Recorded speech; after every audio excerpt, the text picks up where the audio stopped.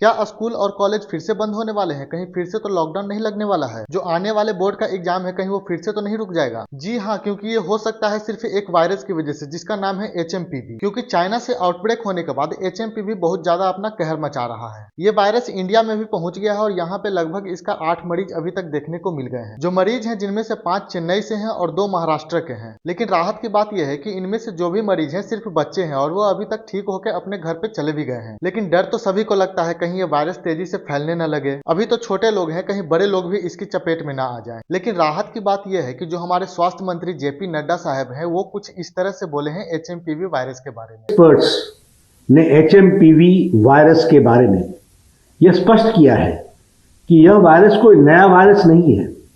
इसकी पहचान सबसे पहले वर्ष 2001 में हुई थी और कई वर्षों से ये विश्व भर में फैल रहा है। HMPV वायरस एक ऐसा वायरस है जो हवा के जरिए सांस लेते समय एक दूसरे में फैलता है। यह सभी आयु वर्ग के लोगों में संक्रमण का कारण भी बनता है। यह विशेष रूप से सर्दी और बसंत के मौसम के शुरुआती महीनों में अधिक देखा जाता है। चीन में जो HMPV वायरस के मामले पर हाल ही में आई रिपोर्ट्स पर स्वास्थ्य मंत्रालय ने Indian council for medical research के साथ और national centre for disease control के साथ और वर्ल्ड हेल्थ ऑर्गेनाइजेशन के साथ चीन सहित पड़ोसी देशों में स्थिति पर कड़ी निगरानी रखे हुए हैं। क्लोज मॉनिटरिंग कर रहे हैं। हम स्थिति का बहुत नजदीकी से जायजा ले रहे हैं और हम ये कह सकते हैं कि हमें चिंता का कोई कारण नहीं होना चाहिए।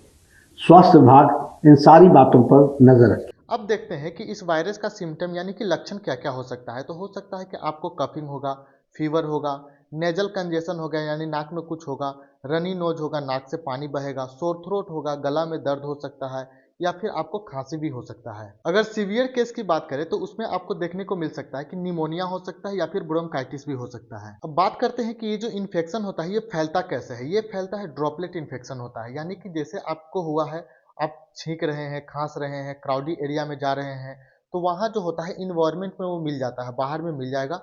जैसे ही आप छींके वो बाहर मिलेगा और वही चीज अगर आप सांस लीजिएगा तो आपके अंदर वो चला जाएगा। या फिर कोई आदमी कहीं पे छींक दिया है और उस जगह को आप टच कर लिए हैं और उसी हाथ से आप अपने नाक को छू लिए हैं या फिर आंख को छू लिए हैं तो भी ये इन्फेक्शन आपके अंदर जा सकता है। इसका पहचान कैसे हो सकता है? इसका पहचान करने के लिए लैब में आपको PCR टेस्ट करवाना पड़ेगा जिससे कि इसका पहचान किया जा सकता है। इस वायरस से सिर्फ आप अपने को बचा सकते हैं क्योंकि इसका अभी तक कोई ट्रीटमेंट नहीं है, ना इसका कोई दवाई है, ना कोई वैक्सीन है। सिर्फ आप अपने सिम्टम को ठीक कर सकते हैं। इससे बचने के लिए आपको अपने हाइजीन पे ध्यान देना होगा, जैसे क्राउडी एरिया में नहीं जाना है, कहीं पे भी आप छींक रहे हैं तो रुमाल का यूज करना है, मास्क का यूज करना है, बार बार हाथ धोना है, ऐसे ही कहीं बाहर का चीज छू के अपने नाक को ना छू लें।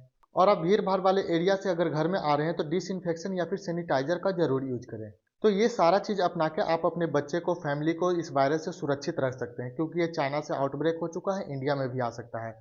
कुछ भी हो सकता है क्योंकि अभी कुछ कहा नहीं जा सकता है, कितना तेजी से फैलेगा, क्या होगा। इसीलिए बिना मतलब का बाहर नहीं जाना है, जरूरत पड़ने पे ही बाहर जाएं। आशा करते हैं कि आपको ये जानकारी अच्छा लगा होगा। अगर आपके मन में किसी भी तरह का क्वेश्चन है, कोई भी प्रश्न है तो आप हमें कमेंट करके भी पूछ सकते हैं या फिर किसी भी चीज पे वीडियो चाहते हैं तो उस पर कमेंट करके लिख दीजिएगा, हम आपको वीडियो बना के पेश कर देंगे। चैनल को जरूर सब्सक्राइब कर लीजिएगा। मिलते हैं अगले वीडियो में, तब तक के लिए धन्यवाद।